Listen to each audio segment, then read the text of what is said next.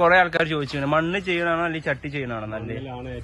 മണ്ണിലാണ് ഏറ്റവും നല്ലത്. കാരണം എന്താ വെച്ചാൽ മണ്ണിൽ നിന്ന് കുറെ മൂലകങ്ങൾ മറ്റേ ചട്ടിയിലാകുമ്പോൾ ഞാൻ പറഞ്ഞില്ല ഇതിനൊരു 20-25 വർഷത്തെ ആയുസുണ്ട് നമ്മൾ കുറ്റിക്ക്. അപ്പൊ നമ്മള് ആദ്യത്തെ ആ ഒരു ഇൻട്രസ്റ്റ് ഒന്നും ഉണ്ടാവില്ല പിന്നീട് ഇതിനെ നോക്കാൻ. പ്രത്യേകിച്ച് ടെറസിന്റെ മേലെ അല്ലെങ്കിൽ പുറത്തൊക്കെ കൊണ്ടുപോയി വെച്ചാൽ ആന്ന് കയറിയിട്ട് നോക്കൂല.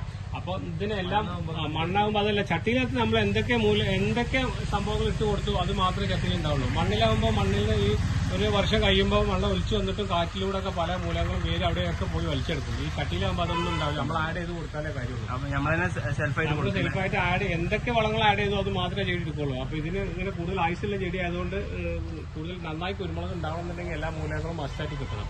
അപ്പൊ നമ്മൾ മസ്റ്റായിട്ട് മൂലകൾ കൊടുത്തോളണം. ഇല്ലെങ്കിൽ മണ്ണിലാകുമ്പോൾ കുറച്ചുകൂടെ ഒക്കെ മണ്ണെന്ന ചെടി വലിച്ചെടുക്കുന്നതുകൊണ്ട് കുറച്ചുകൂടെ ഗ്രോത്തും കാണുന്നുണ്ട്, അതേപോലെ കുരുമുളകും കൂടുതൽ കിട്ടും.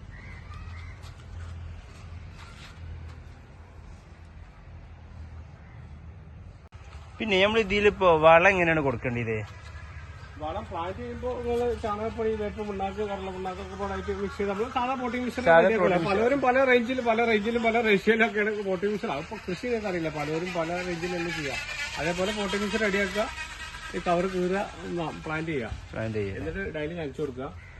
പിന്നെ ഒരു കമ്പ് വെച്ച് കെട്ടി കൊടുക്കുക. അങ്ങനെ ഇത് മറിഞ്ഞു വിടാൻ പൊട്ടാതെ വെക്കാൻ ഒരു ചെറിയ ഇരുമ്പിന്റെ എന്തെങ്കിലും കമ്പിയാണ് നല്ലത്. നമ്മൾ എന്താ വെച്ചാൽ എന്താ പിന്നെ കുറെ കാലം ലൈഫ് ഉള്ളതായതുകൊണ്ട് മറ്റേ സാധാരണ കല്ലൊക്കെ വെച്ചാലേ മറ്റേ ചെതലെന്നിട്ടൊക്കെ പൊട്ടിപ്പോവും. അപ്പൊ ഇരുമ്പിന്റെ അതേപോലെ ഒരു ഇരുമ്പിന്റെ ചെറിയ വാർപ്പിന്റെ കമ്പി ഉണ്ടല്ലോ, അതൊക്കെ ആക്കി തന്നെ കിട്ടണമെങ്കിൽ അത് വെച്ച് കുത്തി കൊടുത്ത് കെട്ടി കൊടുക്കുക.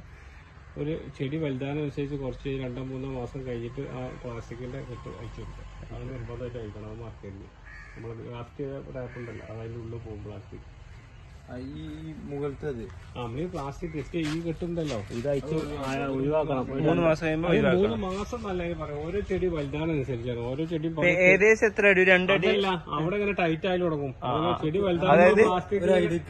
അതായത് നമ്മൾ ഈ വേറുള്ള സ്ഥലങ്ങളിൽ വണ്ണം കൂടി ഇവിടെ വണ്ണം കുറയുമ്പോ മറ്റുള്ള ചെടി ഗ്രോത്ത് ആവുമ്പോ അപ്പൊ സ്വാഭാവികം നമ്മൾ ഇത് അയച്ചു ഒഴിവാക്കേണ്ടി വരും. പ്ലാസ്റ്റിക് കെട്ടി വെച്ചാൽ കണ്ടില്ലേ അങ്ങനെ കുഞ്ഞു പോകില്ലേ. അപ്പൊ അത് ശ്രദ്ധിക്കാഞ്ഞാല് അത് പൊട്ടിപ്പോവും. പിന്നെ ഇതിന് പ്രത്യേകം നോക്കണം എന്ന് വെച്ചാല് നനക്കുമ്പോൾ ചെടി മൊത്തം നനക്കാം, ഇല മൊത്തം കൂടി നനക്കണം. അല്ലാതെ അടിയിൽ മാത്രം വെള്ളം ഒഴിച്ചാൽ പോരാ. പരാഗണം അങ്ങനെയാണ് നടക്കുക, വെള്ളത്തിലൂടെ. അപ്പൊ അതുകൊണ്ട് നമുക്ക് പോളിനേഷൻ നടക്കണമെങ്കിൽ അങ്ങനെ നടക്കണം. പിന്നെ ഒരു കാര്യം ചെയ്യേണ്ടത് വളം ചെയ്യണം. അതേപോലെ വളം ചെയ്യാന്ന് പറഞ്ഞാൽ എന്തെങ്കിലും വളമല്ല, മാസത്തിൽ 2-3 പ്രാവശ്യം വളം നിർബന്ധമായിട്ട് കൊടുക്കണം. അത് ഒരേ വളം കൊടുക്കരുത്. ഇപ്പൊ നിങ്ങൾക്ക് ചാണകപ്പൊടി അല്ലെങ്കിൽ ആട്ടുകാഷ്ടം, വീട്ടിൽ ആട്ടുകാഷ്ടം ഉണ്ടെങ്കിൽ എന്നും ആട്ടുകാഷ്ടം എടുത്തൊരു കാര്യമില്ല. മാറി ചെയ്ത് ഡിഫറെന്റ് ആയിട്ട് എല്ലാ മൂലകളും കിട്ടാൻ മാറി കൊടുക്കുക. മോർ അപ്ഡേറ്റ് അടുത്ത വീഡിയോ ഉണ്ടായിരിക്കും.